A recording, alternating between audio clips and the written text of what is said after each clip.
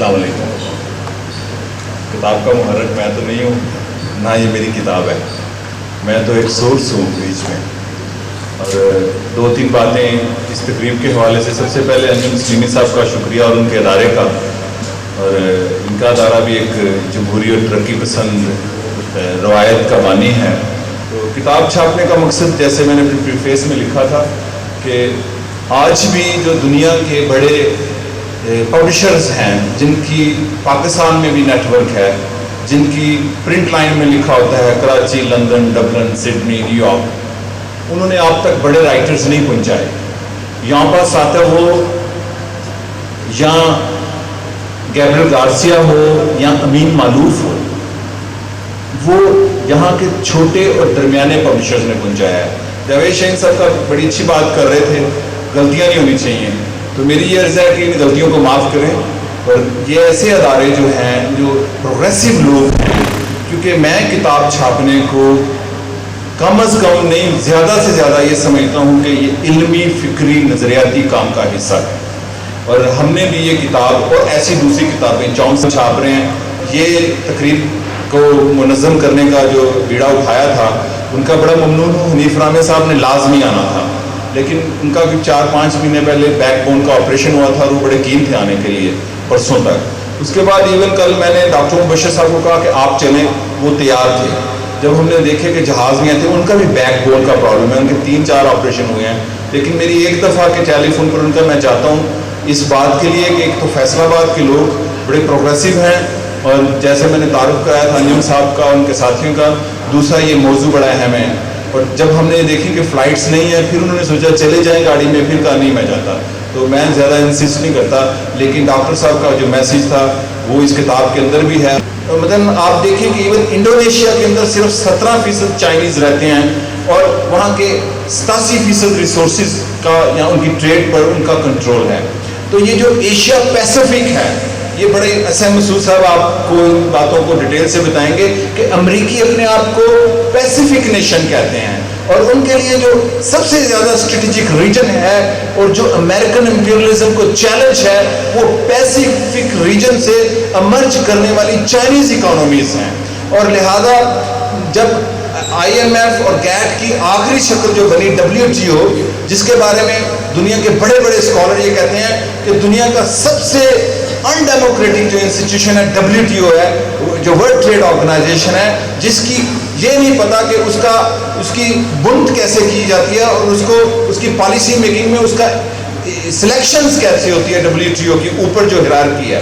یہ میں WTO کے ایک پرانے سابق افسر کی بات بتا رہا ہوں جو کسی میں نے مضمون میں پڑھی تھی.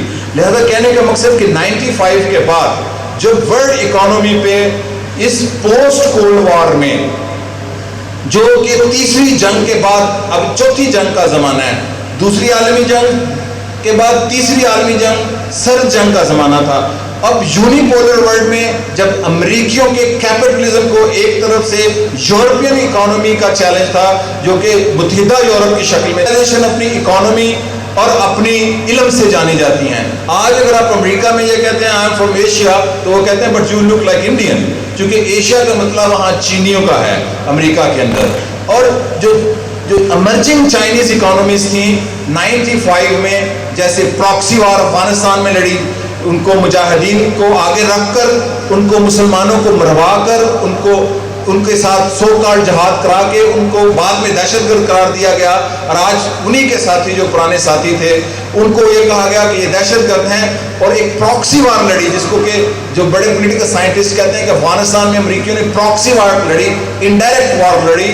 اسی طرح 97 کا جو اکنامک کرائسس تھا ایشیا پیسیفک ریجن کا، وہ پراکسی وار جارج سورس نے لڑی تھی. اور کہانیاں گھڑی گئی کہ فٹ پاتھوں پہ سونے والا راتوں رات امیر ہو گیا. اور یہ جو منی اسپیکولیشن کا بزنس ہے اسٹاک ایکسچینج کا، جس کو مہاتیر محمد اگلی کتاب ہم چھاپ رہے ہیں منی اسپیکولیشنز پہ، میں یہ سمجھتا ہوں وہ ایکسپرٹ ہے کہ وہ یہ کہتے ہیں فارن انویسٹمنٹ. یہاں بھی حکومت کہتی ہے فارن انویسٹمنٹ، وہ کہتے ہیں فارن انویسٹمنٹ جو ہے بالکل ایک مراج ہے، ایک سراب ہے. یہ کوئی انویسٹمنٹ نہیں ہوتی. 100 روپے لاتے ہیں، 300 روپے کا بزنس کرتے ہیں، 400 روپے باہر لے جاتے ہیں.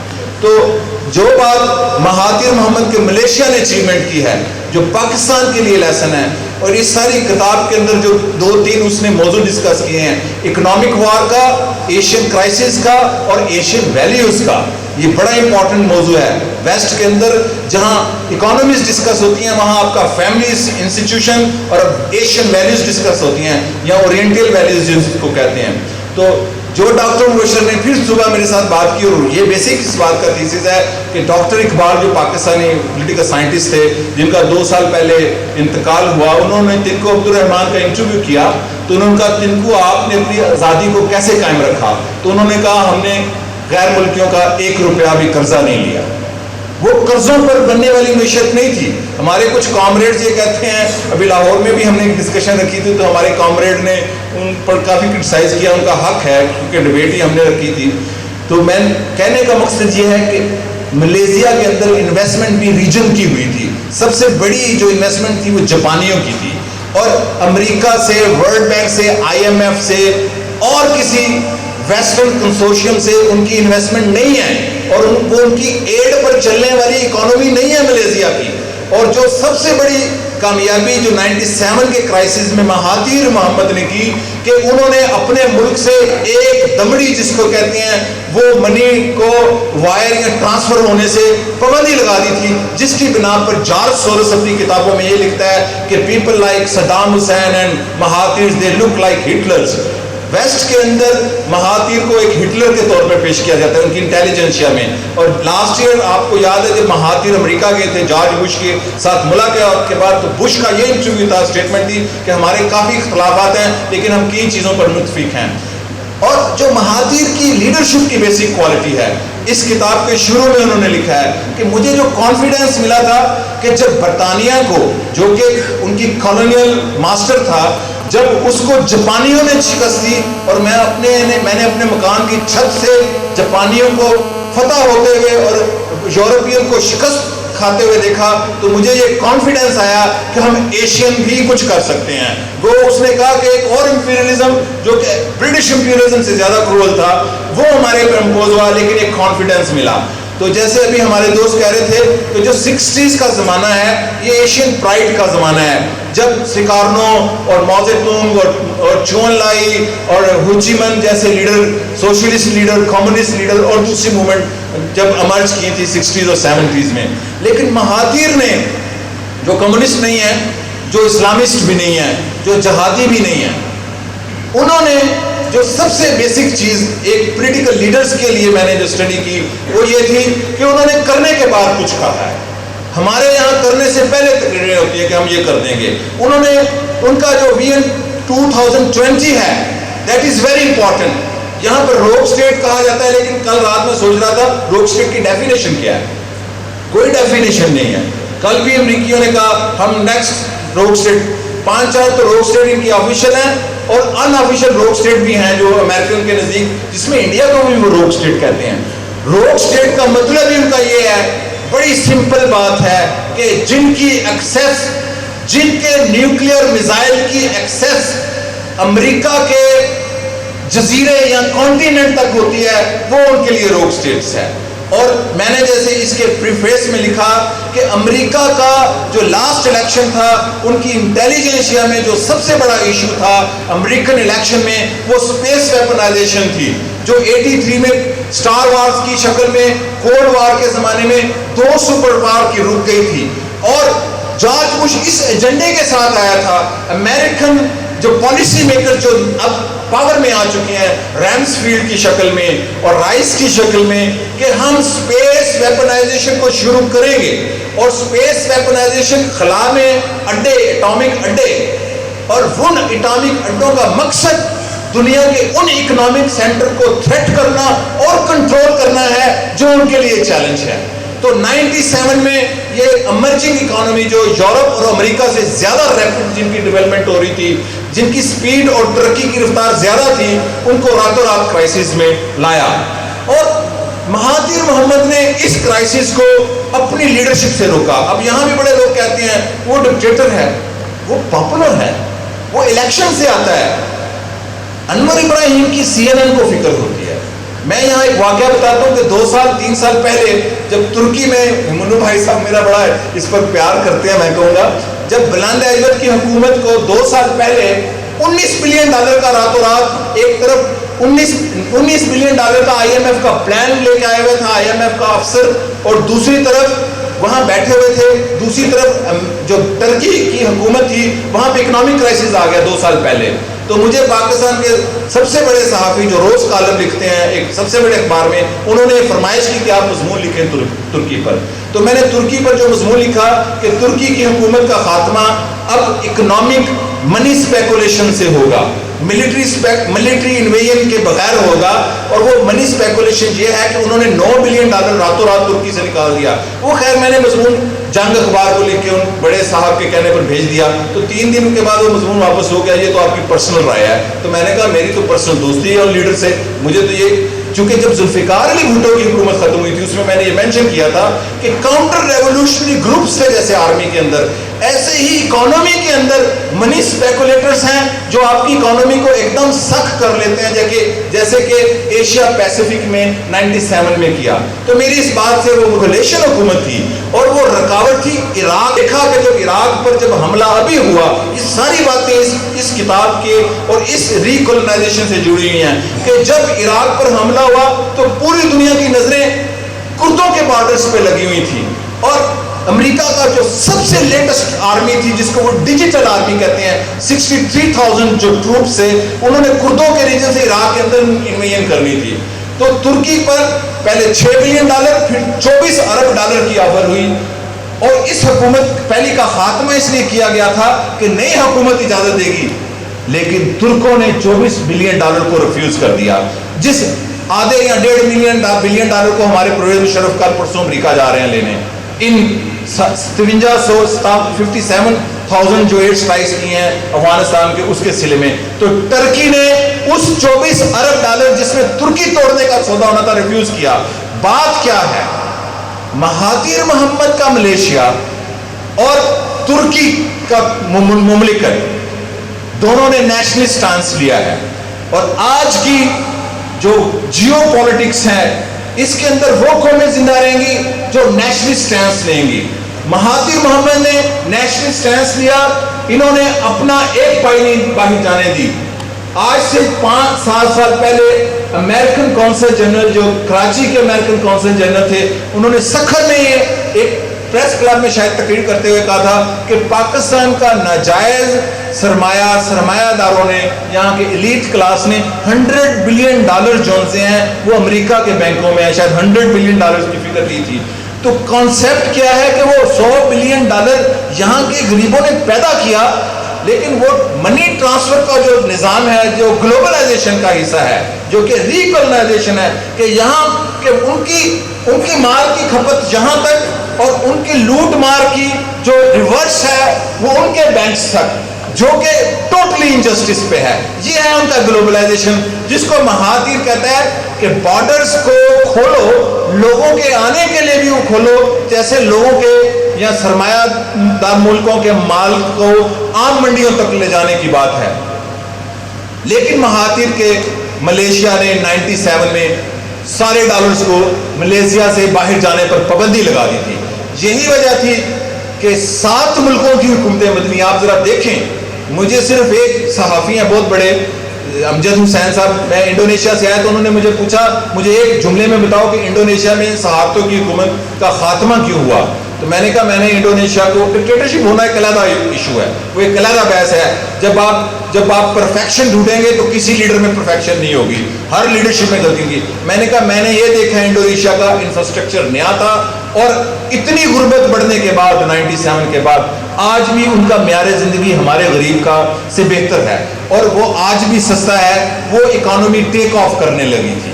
تو صرف جو رولر بچا اور 6 حکومتیں بدلی اس کرائسس کے بعد، وہ مہاتیر تھا، جس کی بنیاد پر ویسٹ اس کو کہتا ہے کہ یہ ڈکٹیٹر ہے. حالانکہ یہ ایک الیکٹڈ لیڈر ہے، اور پچھلے 91 کی طرح یہاں آئی ہے جو کہ حقیقت ہے. تو کاروں کی سیل پر ایک بڑا جمود آ گیا ہے. پچھلے کا کلیش کسی حد تک یورپین کیپٹلزم سے ہے, اور یہ یورو جو بڑا اونچا گیا ہے, آپ دیکھیں گے یہ یورو ایک دم نیچے آئے گا کسی طرح, جیسے رنگٹ اور پیسہ آیا تھا فلپین کا, یہ ایک دم یورو نیچے آئے گا. یہ سارا امریکن جو زائنسٹ ہے, جو اس کو بالکل کلیئرلی کہتا ہے, یہ صحیح بات ہے کہ جو امریکن زائنسٹ ہیں وہ منی اسپیکولیشن کر رہے ہیں یورپ کے اندر, اور یورو کو وہ ڈالر سے بھی اوپر لے گئے ہیں. اور آپ دیکھیں گے کہ یورو کسی بھی وقت 10-20 روپے کا رہ جائے گا. اور اس کتاب میں جہاں انہوں نے اس اکنامک کرائسس کو ڈسکس کیا ہے, وہاں انہوں نے ایشین ویلیوز کو بھی ڈسکس کیا ہے.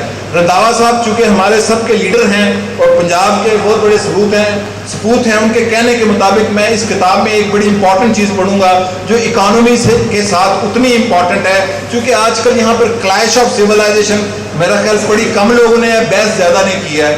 اور اس حوالے سے 99 میں مہاتیر نے بھی اس پر ایک بات اسی میں کی تھی, اور یہ ایک پیرا بڑا امپورٹنٹ ہے جو عراق کی اس موجودہ سچویشن پہ بھی پورا اترتا ہے. اور جیسا کہ ابھی ایران کی بھی خبریں آ رہی ہیں, وہاں پر ایک بڑی میس موومنٹ کو مرج کرنے کا ان کا امریکیوں کا پلان ہے, CIA کی اسپانسر, جیسے 1977 میں یہاں ہوئی تھی. مہاتیر محمد اس کتاب میں لکھتے ہیں کہ لیکن جیسا کہ میں اشارہ کر چکا ہوں, یورپین تباً جنگجو اور غاصب واقع ہوئے ہیں. امن انہیں کبھی قابل قبول نہیں ہو سکتا. ان کے لیے جنگ ضروری ہے اور جنگ کے لیے انہیں دشمنوں کی تلاش رہتی ہے. اب جبکہ یورپی کافی حد تک ایک دوسرے کے ساتھ پرامن طریقے سے رہنے لگے ہیں, اب ان کی لڑائیوں کا رخ غیر یورپی اقوام کی طرف ہوگا. تہذیبوں کے مابین لڑائی اختراع کی گئی. یورپی تہذیب کے لیے لازمی قرار دیا گیا کہ وہ کنفیوشین, بدھ اور اسلامی تہذیبوں کے خلاف لڑیں. اگر وہ ان تہذیبوں کو نیست و نابود کرنے میں کامیاب ہو گئے تو کچھ دیر کے لیے یورپی جنگجو تباہ تسکین ہو جائے گی. کلیش آف سیولائزیشن کا تھیسس کچھ غلط بھی نہیں ہے. ان کانفلکٹ, ایک ہوتا ہے کانفلکٹ, ہم سارے کانفلکٹ سے باہر بیٹھے ہیں, پاکستان کی انٹیلیجنسیا ہو یا کامنر ہو. جب عراق پر بغداد پر قبضہ ہوا تو میرے ایک لبنانی دوست سے جن سے ہم ہر روز بات کرتے ہیں, ہمارا ایک فورم ہے, تو انہوں نے کہا فاروق جو پچھلے 6000 سال میں نہیں ہوا بغداد میں امریکیوں نے 6000 سال میں وہ کر لیا. سمیریوں کی 6000 سالہ تہذیب کے آثاروں کو ڈیلیٹ کیا, ان کے میوزیم لوٹے گئے, وہ لٹیرے کہاں سے آئے, کہاں غائب ہو گئے, ساری منسٹریاں لوٹ لی, ہاسپٹل لوٹ لیے, نہیں لوٹی تو پیٹرولیم کی عراق کی منسٹری نہیں لوٹی گئی جہاں پہ امریکیوں نے اپنا کنٹرول سنبھال لیا اور لوٹنے کی اجازت دی گئی بینکوں کو. لیکن اس نے کہا سب سے جو خطرناک بات ہوئی ہے اس مڈل ایسٹ کی ہسٹری میں, یہ آپ نوٹ کریں, ہم رات کو بھی دو دوست بیٹھ کے اس پہ بات کر رہے تھے, اس نے کہا وہ 2 چیزیں ہوئی ہیں جو 7000 سال میں نہیں ہوا, جو آثار تھے دنیا کی ماں تہذیب کے سمیری کے, کہ ان آثار کو لٹیروں نے, جن کو امریکی سولجرز کی پروٹیکشن تھی, انہوں نے میوزیم سے لوٹ کے ڈیلیٹ کیا. اور انہوں نے کہا یہ عربوں کا کہنا ہے کہ عربوں کا دارالخلافہ ہمیشہ بغداد رہا ہے, انہوں نے بغداد کو فتح کیا ہے, یعنی انہوں نے عربوں کو سرنگو کیا ہے. پھر ان کا روڈ میپ جو پہلا پلان تھا, اور یہ آپ روڈ میپ دیکھیں گے, یہ دجلہ اور فرات کے درمیان کا روڈ میپ ہے جو واٹر آئل سے زیادہ امپورٹنٹ ہے. آپ دیکھیں گے کہ اگلے 5 سال کے اندر ایک سو کالڈ پیلسٹینین اسٹیٹ کی اسٹیبلشمنٹ کے ساتھ جارڈن کی بارڈر بھی ایکسپینڈ کیے جائیں گے. پہلے جارڈن پہ بھی ہوں گے, میرے کئی دوست کہتے ہیں وہ تو مسلمان ہیں, میں کہا ایسی ہوتا ہے وہ ان کا ساتھ ہے. جارڈن کے بھی بارڈر ایکسپینڈ ہوں گے, اور اس کے بعد اسرائیل کے بارڈرز بھی ایکسپینڈ ہوں گے, اور جو مڈل ایسٹ کے پانی پر ریسورسز پر قبضے کا پلان ہے بھی ہے. انہوں نے مشرق وسطیٰ کی ہسٹری کو, جو ایک قدیم کانفلکٹ ہے مذہبوں کا, تہذیبوں کا ہے, وہاں پر ہم وہ مانتے نہیں ہیں, وہ کانفلکٹ کے اندر بھی اکنامک کانفلکٹ ہے, وہ انہوں نے بغداد کو فتح نہیں کیا. میرے اس لبنانی دوست کے مطابق انہوں نے عربوں کے دارالخلافے کو قبضہ کیا ہے. اور اس کا کہنا ہے, آپ شاید برا منائیں یا نہ منائیں, وہ یہ کہ مکہ, مدینہ اور مکہ تو پورے عالم اسلام کا شہر ہے اور وہ مذہبی شہر ہے, لیکن عربوں کی دھرتی کے حوالے سے مکہ اور مدینہ پر ان کا پہلے قبضہ تھا، اب انہوں نے تاریخی حوالے سے بغداد پر قبضہ کر کے یہ ثابت کیا ہے کہ ہم عربوں کو سرنگو کریں گے اور مڈل ایسٹ کو کنٹرول کریں گے۔ اس ساری اکنامک بحث کے دوران کہنے کا مقصد یہ ہے، مہاتیر جہاں پر ایک منی اسپیکولیشن کا ایک بڑا کرٹیک ہے اور اس کا ایک حصہ بھی رہا ہے، وہاں اس نے ایشین کلچرز کو اور کلیش آف سیولائزیشن کو بھی ڈسکس کیا ہے۔ لہذا اسی لیے یہ تقریب اس طرح میں رکھی گئی تھی کہ ہم اس بحث کو آگے بڑھائیں۔ ہم نے لاہور میں اس بحث کو ایسے کیا تھا کہ ہماری ایسی تقریب میں ہم نے قاضی حسین احمد صاحب کو بلایا تھا، اور قاضی حسین احمد کے ساتھ محترم کے ساتھ ہم نے سارے اسکول آف تھاٹ کے لوگوں کو بلایا تھا۔ منو بھائی صاحب نے بھی ادھر آنا تھا، ان دنوں یہ ڈھاکہ گئے ہوئے تھے۔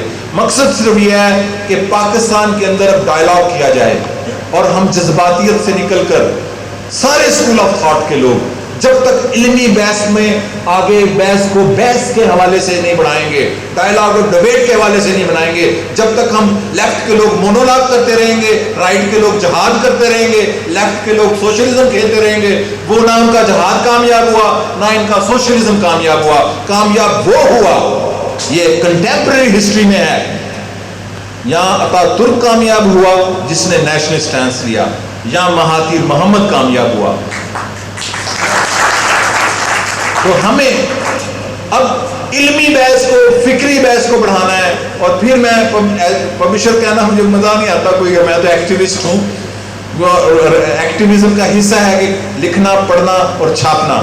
تو میری یہ ایک سفارش ہے، اور انجم سلیمی صاحب آج بیٹھے ہیں، یہ میں رسمن نہیں کہہ رہا، کہ آپ اس آئیڈیا کو آگے بڑھائیں کہ پاکستان میں پروگریسو، ڈیموکریٹک اور روشن خیال پبلشرز اور رائٹرز مل کر اپنی کوئی ایسوسیشن بنائیں اور ایسی کتابوں کو اور لوکل لکھاریوں کو اسٹیبلش کریں اور اس آئیڈیاز کو آگے بڑھائیں، اور انٹرنیشنل چیزیں جو لکھی جا رہی ہیں ان کا ترجمہ کیا جائے۔ یہ بڑا اہم ہے، یہ بہت اہم ہے۔ ابھی آپ تک صرف چومسکی پہنچا ہے، چونکہ وہ پاکستان آ گیا تھا۔ جو چومسکی نے امریکہ میں جا کے یہ کہا ہے کہ جو میری آڈینس تھے لاہور اور اسلام آباد میں، وہ میری آڈینس نہیں تھے، میں اپنے آپ کو ایلین فیل کر رہا تھا۔ میں نے لاہور میں وہ جو چومسکی کا لیکچر اٹینڈ کیا تھا، وہ میری زندگی کا لاہور میں سب سے لیٹسٹ کا بڑا فنکشن تھا۔ وہاں پہ ایسی لیٹ آئی تھی جس کو میں نے لاہور میں رکھتے ہوئے نہیں دیکھا، اور چومسکی نے جا کے امریکہ میں کہا، میں بھی اسے ملا، کہ میرے وہ آڈینس نہیں تھے۔ تو ابھی آپ تک چومسکی پہنچا ہے، 40 سال نہیں آیا۔ ہسٹری پیپل بات کرنے کی ضرورت ہے۔ شکریہ، بڑی مہربانی۔